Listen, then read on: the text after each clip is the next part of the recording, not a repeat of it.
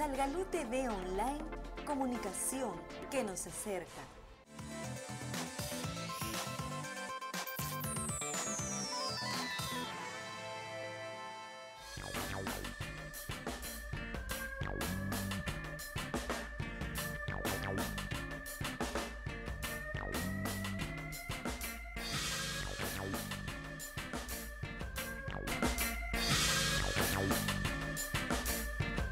Este es un problema, el del frío en la zona, digamos que se presenta todos los años, es de interés periodístico siempre, y por eso nos interesó llegar hasta allí, ¿no? Acompañamos a un grupo de personas, entre ellos gente de Salgalú, y bueno, digamos que lo sorprendente de esto es que a pesar de que cada año siempre el problema se presenta, digamos los niveles de las medidas que se toman para combatir el frío y para aminorar la pobreza en la zona, pues, siempre son poco menos que mínimos, ¿no? Entonces, digamos, la pobreza, el frío, la situación en general que se vive en la zona son de mucho abandono, ¿no? Claro, ahora tú dices que esto efectivamente todos los años se repite e incluso aumentan. En lo que va de este año, por ejemplo, las muertes por frío son incluso algo mayores de las que fueron el año pasado. Y dice que las respuestas son mínimas, incluso son mínimas, y también muchas veces, ¿cómo es esta respuesta? El Estado muchas veces se limitan a repartir frazadas, repartir alguna chompa con algunas colectas, pero no se va a los temas de fondo de cómo solucionar las muertes por el frío, ¿no? Así es, justamente hablando con el señor Salvador Herencia, que es directivo de Salgalú, él me comentaba, ¿no?, que justamente el tema de las casas calientes era una forma de darle respuesta, digamos, seria, duradera al tema del frío en la zona, ¿no? Porque, digamos, es muy triste que cada año 400 niños o 500 tal vez mueran por el tema del frío, ¿no? Claro. Entonces, digamos, esta iniciativa que apenas empieza, ¿no?, que recién arranca, es, digamos, una alternativa muy seria, que se trabaja además con una universidad como la Universidad Católica y otras instituciones que están poniendo ahí el hombro, ¿no? Y ojalá que, bueno, se replique en distintos lugares del país que sufren el problema del frío, pero además que el Estado lo convierta en una política pública, tal vez, ¿no? Claro, esa sería la idea. Queríamos el Estado convertirlo en una política pública pueda permitir replicar esto en otras zonas.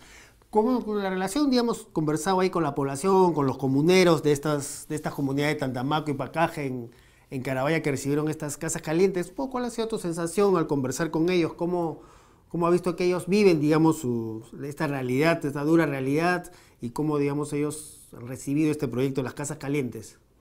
Claro, bueno, los beneficiarios en principio sí están muy contentos porque en verdad se siente la diferencia entre la parte exterior y las casas que tienen esta tecnología, digamos, que calienta el interior, ¿no?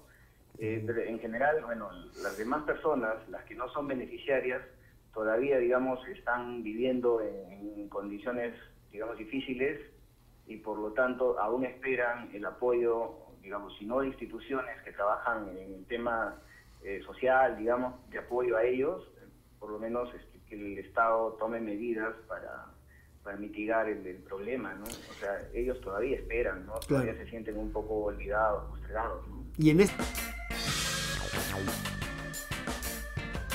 una experiencia muy reconfortante, es un poco abrir los ojos y salir un poco de la burbuja de Lima. Yo como periodista, ya lo hago cada fin de semana o cada cierto tiempo. La verdad que para mí igual, sea lo que sea, las veces que vaya, sigue siendo una realidad que te choca y, ¿no?, te salta a los ojos. Y más que todo, si eres fotógrafa y tratas de contar una historia a través de las imágenes, ¿no? ¿Y cómo defines tú la historia de la gente que vive, de los pobladores que viven en estas comunidades altoandinas, ¿no? Es una historia de pobreza, es una historia de marginación, una historia de exclusión, una historia de olvido. ¿Cómo ves tú la historia de estas poblaciones? Yo lo veo más que todo, yo sé que la pobreza, el frío y todo eso son factores que influencian en esta realidad. pero más que todo es un estilo de vida, ¿no? Muy diferente a la gente que vive en la ciudad o en el campo donde hay temperaturas más calientes, ¿no? Ellos viven bajo temperaturas de 15 grados, bajo cero. 15 grados o hasta 10 grados. Nosotros incluso con Raúl fuimos a hacer el reportaje y fuimos un día cerca a las 6 de la mañana, 5:30 de la mañana, y se nos congelaban los pies, ¿no? O sea, como que teníamos mucha ropa encima, pero no podíamos a veces no podíamos ni caminar porque nos dolían mucho los pies, pasaba el frío, ¿no? A través de la ropa. Y yo más no podía, a veces ni podía sacar los dedos para tomar la foto, ¿no? Se me hacía muy difícil. Después me fue pasando el tiempo, ya me acostumbré un poco más y salió un poco los rayos de sol, ¿no? Pero no podía entender cómo es que los niños que están con sus sandalias o con poca ropa podían soportar esta realidad, ¿no? Y podían incluso lavarse las manos, hacer su vida diaria, ¿no? Como tú dices, es una situación dura y tú decías antes de salir de la burbuja de Lima. ¿Tú crees que mucha gente que vive en esta burbuja no conoce? Esta es una realidad que de alguna manera es desconocida para buena parte del país, ¿no?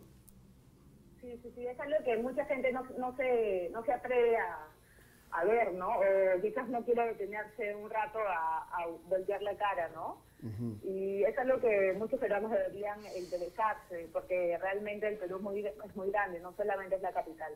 Claro, ¿y cómo es la población, los contactos que ha tenido con los pobladores de estas comunidades, digamos, como las conversaciones que puedes haber tenido con ellos? ¿Cómo perciben ellos esta situación que vive y cómo se perciben ellos frente al resto del país? Digamos, ¿sienten, digamos, eso, que el resto del país de alguna manera vive a espaldas de ellos?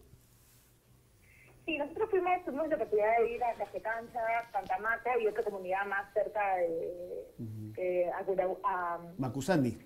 A la misma ciudad donde estuvimos, pero bueno, ellos reclaman un poco de que como ellos viven en zonas alejadas, el Estado no les da, no les cubre las necesidades básicas, ¿no? Y que están un poco en el olvido. También no van a, por ejemplo, a las postas médicas o no reciben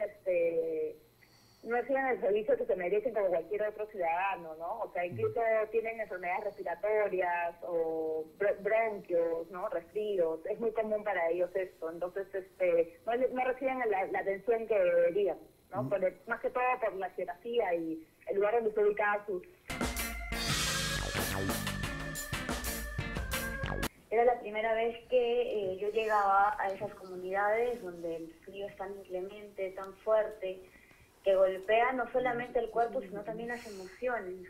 Por una parte, debo confesar que sí me chocó mucho ver a niños descalzos, con poco abrigo, y que a la vez eso me permitía a mí que de alguna manera, si yo lo puedo sentir, puedo transmitir después lo que estoy viendo, lo que estoy viviendo.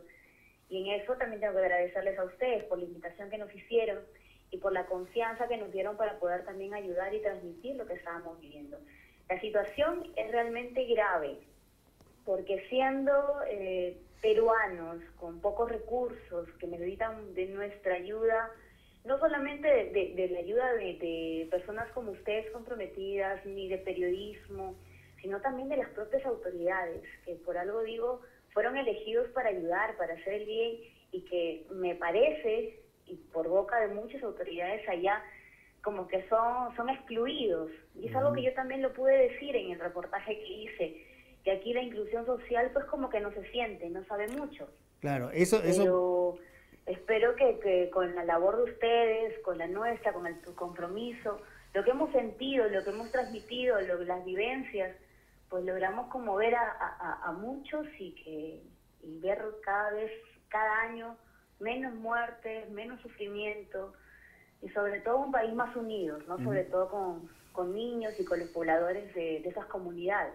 Sí, en esta zona, de Carabaya, este discurso de la inclusión social y la lucha contra la pobreza, como que para esta población es un discurso lejano y diríamos que una realidad ausente. Sí, claro, como mencionaba, ¿no? Yo al llegar no solamente pregunté a los propios pobladores, ni al alcalde, ni a ustedes como ONG, sino a todo el mundo, ¿no? ¿Qué les parecía la palabra inclusión acá? Si la sienten, si no la sentían. y me decía simplemente que podían conocerla del diccionario, pero que no la sentían, no la podían vivir, porque era tan real como decir la comunidad tal está a tantos metros de distancia, así sentían la inclusión, muy alejada y muy congelada también en esas zonas. No se siente. Claro. Sin duda, los recursos no llegan. Queremos saber, igual como personas y como periodistas, por qué no se siente, por qué no llegan hasta allá. De verdad es muy chocante la realidad. Uno, gracias a Dios, decimos, podemos tener abrigo, pero el estar allá se hace insuficiente. Entonces, ¿cómo poder canalizar esta ayuda? ¿Cómo poder llegar hasta esta gente que lo necesita? ¿Qué pasaría si en el estado de, digamos, Ohio, en Estados Unidos, o un poco más arriba, en Massachusetts, se le ocurriese a un constructor fabricar una casa sin calefacción? Probablemente al constructor y a la empresa que ha contratado ese trabajo estarían presos por atentar contra la vida y la salud de las personas. Sin embargo, hasta ahora no se ha llamado la atención para que eso en las provincias altoandinas de Huancavelica, Cusco, Puno, la misma Sierra de Tacna, Ayacucho, etcétera, se pueda tener como natural tener casas, escuelas, hospitales sin calefacción. Eso es realmente un crimen. Y la prensa debería estar, la prensa, los medios de comunicación como deberían estar alertas para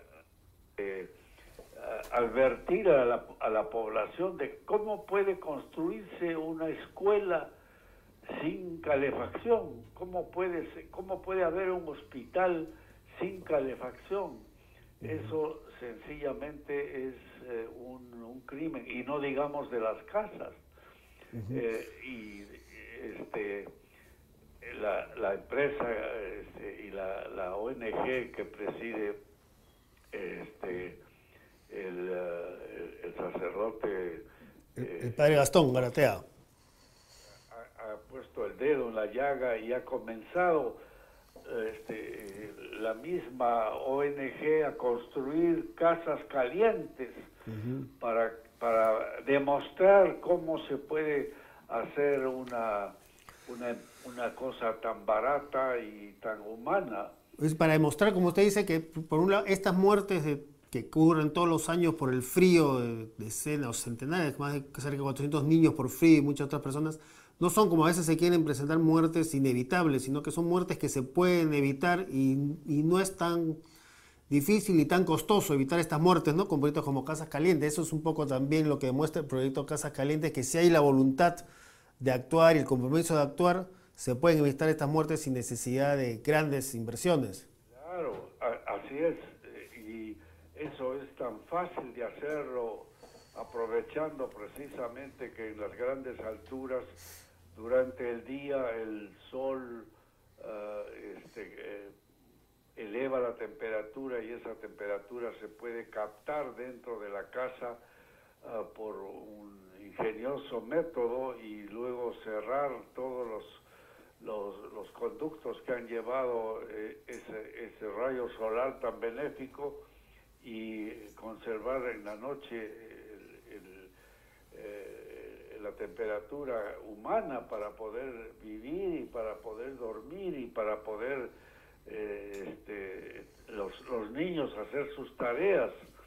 Yo he vivido en el Cusco de niño, y yo me acuerdo haber ido al colegio con los dedos amoratados por el frío, y que no podíamos agarrar los lapiceros con cierta soltura porque nos dolían las manos del frío que hace. Y sé lo que es tener frío en esas altitudes.